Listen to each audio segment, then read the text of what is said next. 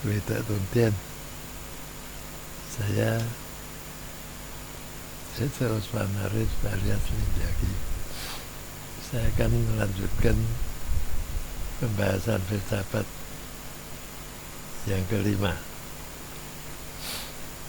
Pada pembahasan saya yang keempat, saya membahas tentang energi, ya, bahwa semua benda termasuk makhluk hidup yang ada di alam semesta ini punya energi. Karena punya energi, maka dia punya sifat dan punya manfaat, ya, dalam alam semesta ini, yaitu air atau pasir atau batu, semua punya manfaatnya sendiri karena masing-masing punya energi. Demikian juga manusia punya energi, maka dia punya manfaat bagi alam semesta ini, ya. Kemarin sudah saya jelaskan bagaimana kita harus menjaga energi kita, yaitu kita harus banyak berbuat kebajikan. Karena perbuatan kebajikan itulah yang membuat energi kita semakin kuat.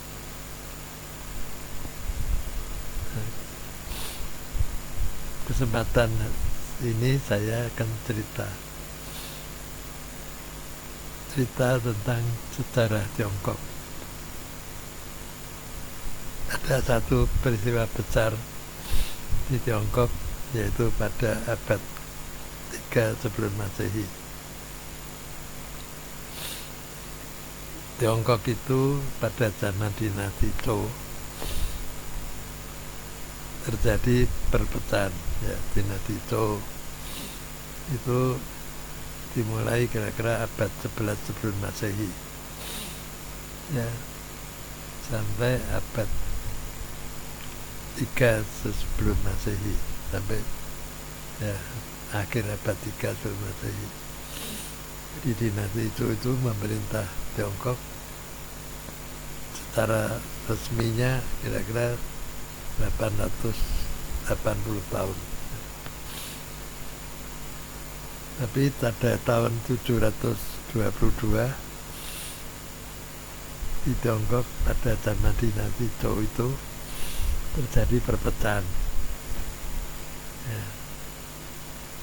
Zaman itu mulai 722 sampai tahun kematian Nabi Gongsu, yaitu 479. Masa itu disebut zaman Junju, ya, disebut zaman Junju, ya. Zaman Junju itu kalau diterjemahkan musim semi dan musim rontok, ya. Nah, apa yang terjadi dalam zaman Junju itu, yaitu Tiongkok mengalami perpecahan. Meskipun ada kaisarnya, yaitu kaisar dari dinasti Zhou, tapi di bawah, di kalangan bupati, gubernur, ya, dan sebagainya, mereka saling bertempur sendiri. Mereka saling berebut kekuasaan. Itulah zaman Junju. Dan itu berlangsung terus setelah Nabi Gongsu meninggal, yaitu pada tahun 479 sebelum Masehi. Perang antar pejabat di daerah itu tidak semakin mereda, tapi semakin membesar, dan terus sampai pada abad 3 sebelum Masehi. Tiongkok terpecah menjadi 7 negara. Jadi bupati dan kepala daerah yang bertempur itu selama kira-kira 400 tahun, akhirnya yang besar memakan yang kecil. Ya, begitulah sehingga setelah kira-kira 400 tahun ya sampai pada abad 3 sebelum Masehi, Tiongkok terpecah menjadi 7 negara yang besar, yaitu negara Jin, negara Qi, negara Wei, negara Zhou, negara Yan, negara Han, dan negara Tao. 7 negara. Nah, negara yang besar itu negara Qi, negara Wei, dan negara Zhou, serta negara Jin. Pada waktu itu, pada abad 3 sebelum Masehi itu, ada tokoh namanya Xinzi. Tokoh ini adalah murid dari perguruan Konghucu, ya, perguruan Konghucu yang ada di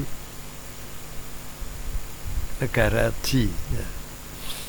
Jadi di negara Qi itu ada perguruan Konghucu ya, yang didirikan oleh salah seorang murid Nabi Konghucu bernama Sekong atau Cukong. Ya. Meskipun Cukong sudah meninggal pada abad 3 sebelum Masehi, tetapi perguruannya masih berdiri ya. Dan punya seorang murid namanya Xinzi. Xinzi ini sejak umur 15 sudah merasa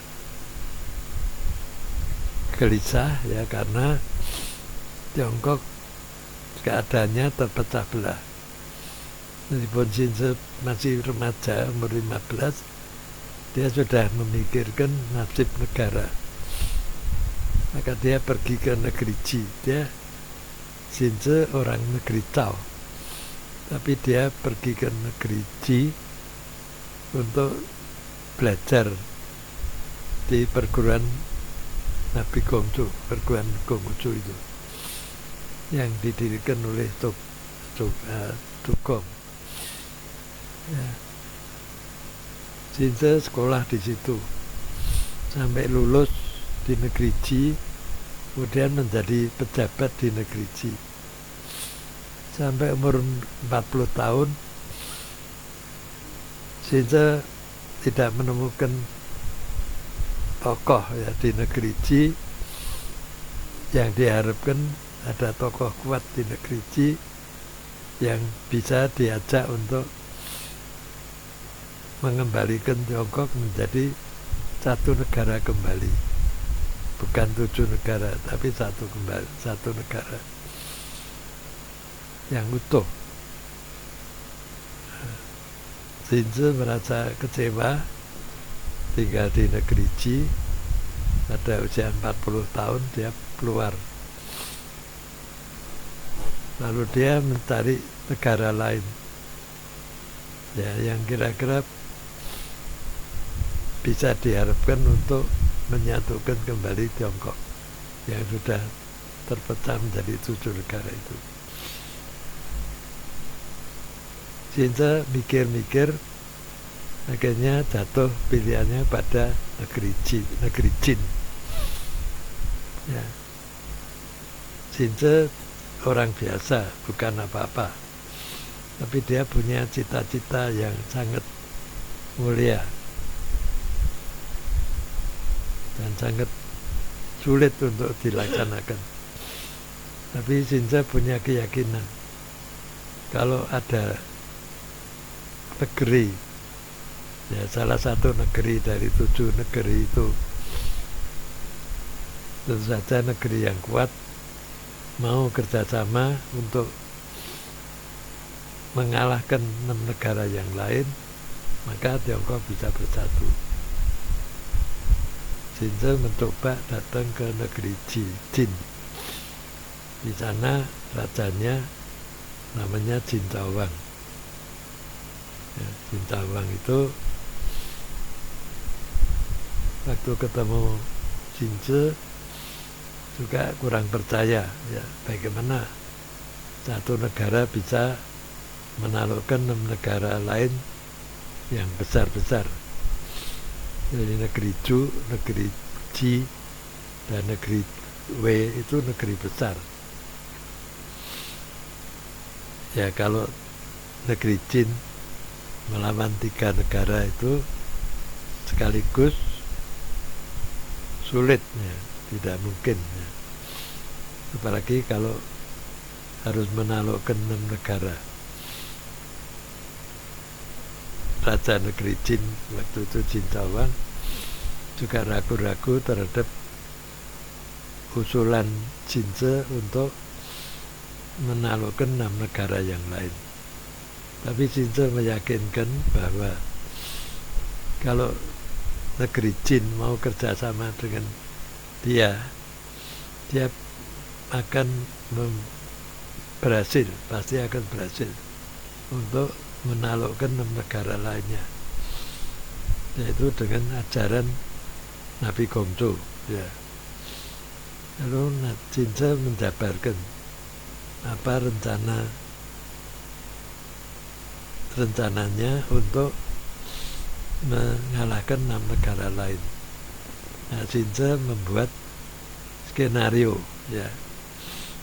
Jadi membuat skenario bagaimana caranya supaya negara lain itu bisa dikalahkan oleh negeri Jin.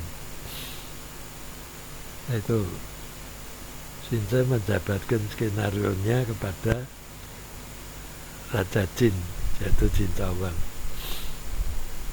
Jin Chao nampaknya tertarik dengan skenario yang dibuat oleh Jinze. Maka sejak itu Jinze tinggal di negeri Jin, yaitu membina para bangsawan negeri Jin untuk melaksanakan skenario yang telah dia buat. Skenario yang dimaksud Jinze adalah bagaimana mengatur rakyat ya. Jadi rakyat yang diatur oleh Jinze bukan hanya rakyat negeri Jin, tapi rakyat seluruh Tiongkok, rakyat dari 7 negara itu ya. Caranya yaitu dengan menyebar informasi, menyebar program-program kerjanya ya. Tentu saja yang dijadikan patokan pertama adalah negeri Jin.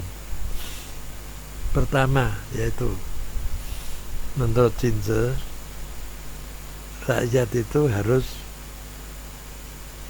diatur, dicatat ya, dikenali. Jadi negara itu harus mengenali rakyatnya semuanya, maka harus dicatat lengkap ya, dan dibentuk regu ya. Jadi regu maksudnya ada berapa keluarga dijadikan satu kelompok ya, satu rukun keluarga ya. Jadi misalnya 7 keluarga atau 10 keluarga, nah, itu harus ditentukan.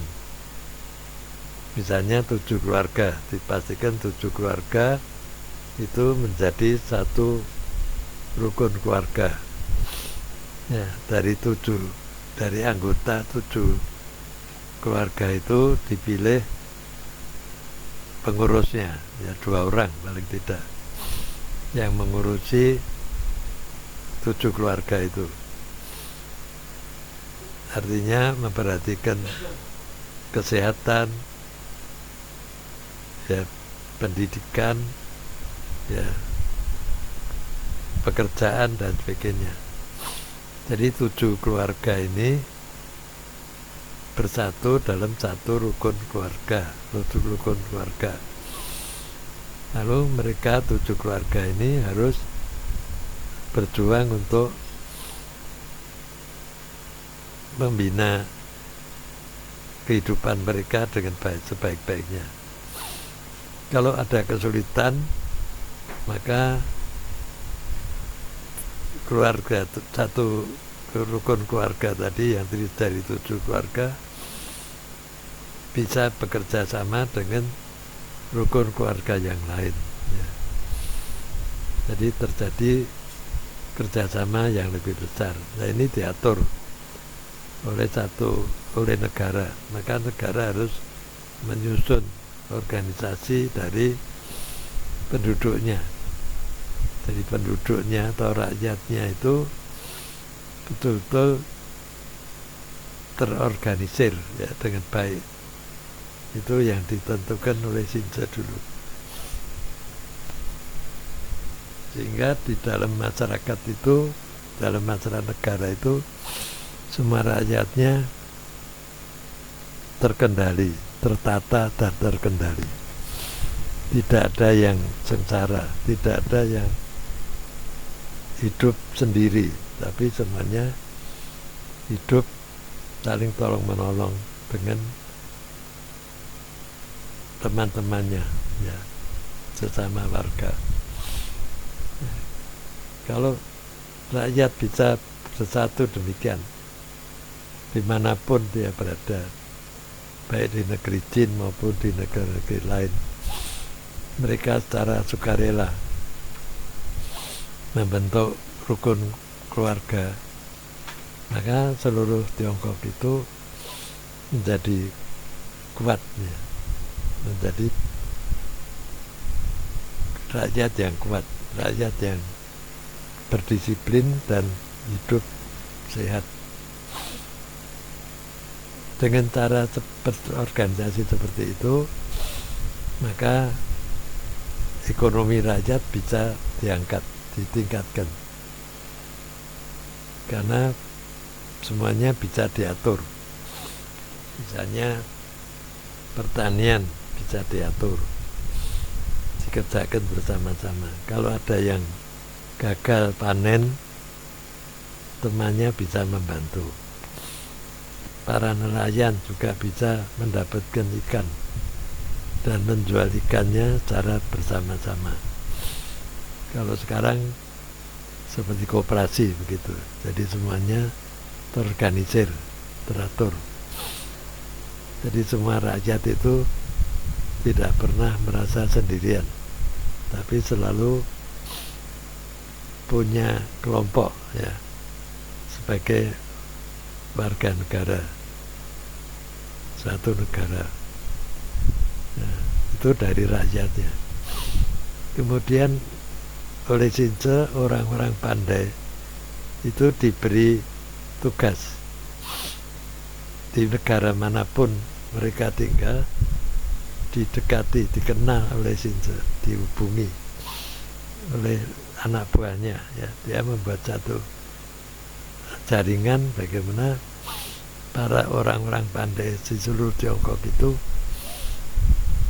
merasa satu, ya, semangat, ya, merasa satu semangat, satu tujuan, yaitu untuk kejayaan negara, bukan negara masing-masing, tapi negara Tiongkok yang sudah bersatu.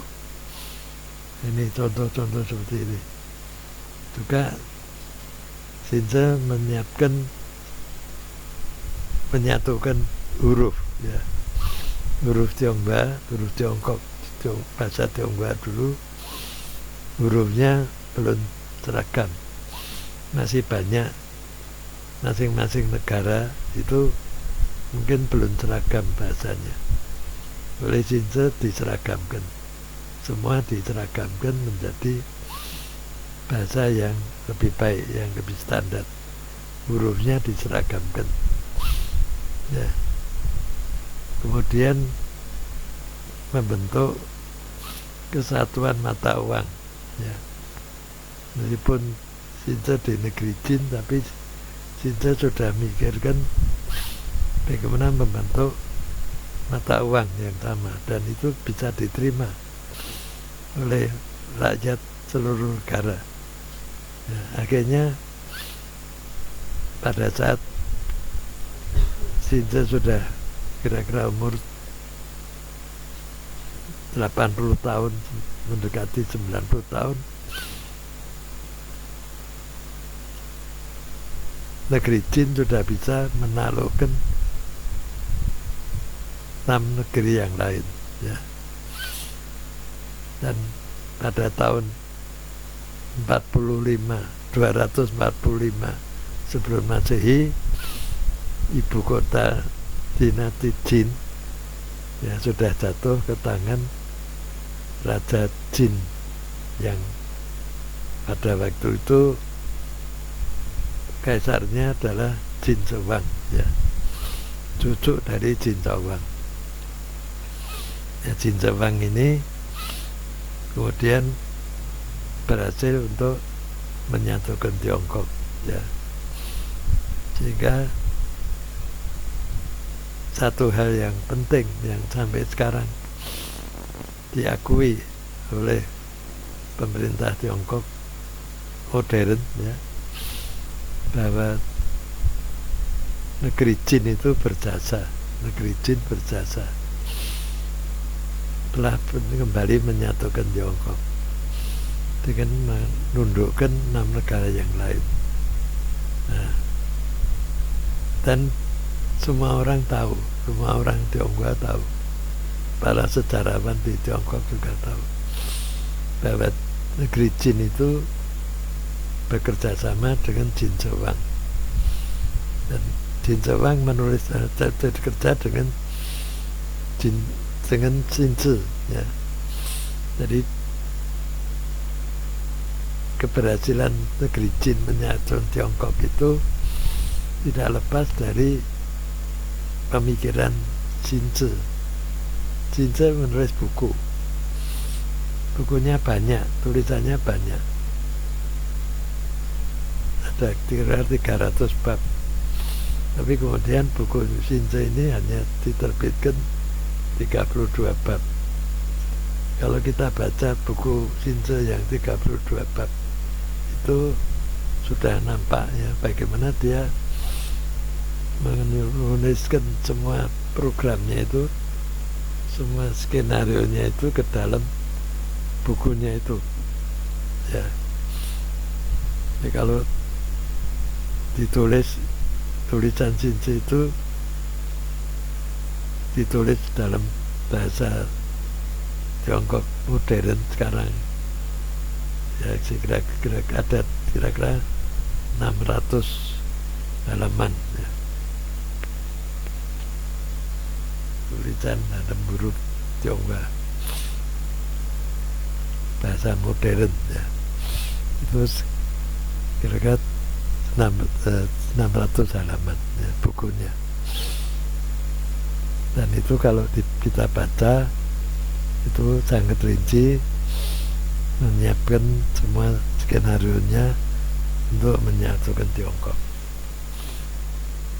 Dan usaha Sinci itu berhasil, artinya Tiongkok menjadi satu negara kembali, ya, di bawah Jin Sewang. Maka Jin Sewang mengangkat dirinya sebagai kaisar pertama, yaitu Jin Sewang, ya, Jin Sewang, kaisar pertama dari dinasti Jin. Cuma sayang Jin Sewang ini menjadi kaisar tidak lama, ya, tidak sampai 15 tahun. Pada puncak kekuasaannya justru muncul orang-orang dari aliran Imyang atau Imyangja yang datang untuk, ya, memberikan ide yang menyesatkan pada Jin Sewang, yaitu ide untuk bikin obat yang membuat Jin Sewang tidak bisa mati. Nah, Jin Sewang sangat berharap dia bisa hidup abadi.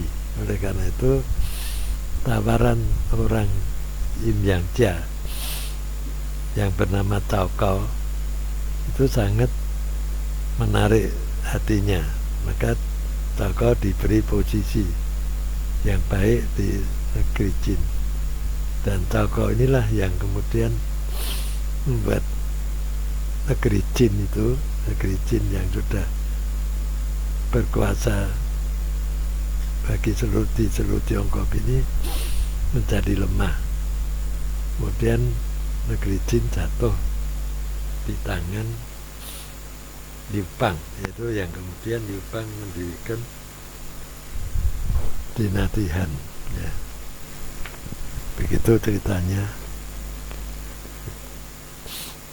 Jadi satu peristiwa yang penting dalam sejarah Tiongkok yang banyak orang tidak mengetahui.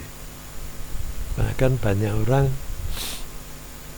menganggap Jin Zhewang ini tidak benar, ya. Padahal kenyataannya kalau Jin Zhewang atau negeri Jin ini, artinya mulai dari kakeknya Jin Zhewang tidak menyiapkan bersama-sama Xinzi untuk menaruhkan 6 negara yang lain, Tiongkok nasibnya seperti apa? Apakah masih terpecah belah? Kita tidak tahu, tapi yang jelas Tiongkok tidak pecah belah karena negeri Jin bersama Xinzi telah berhasil menyatukannya pada abad 3 sebelum Masehi. Sekian pembahasan yang kelima. Santai.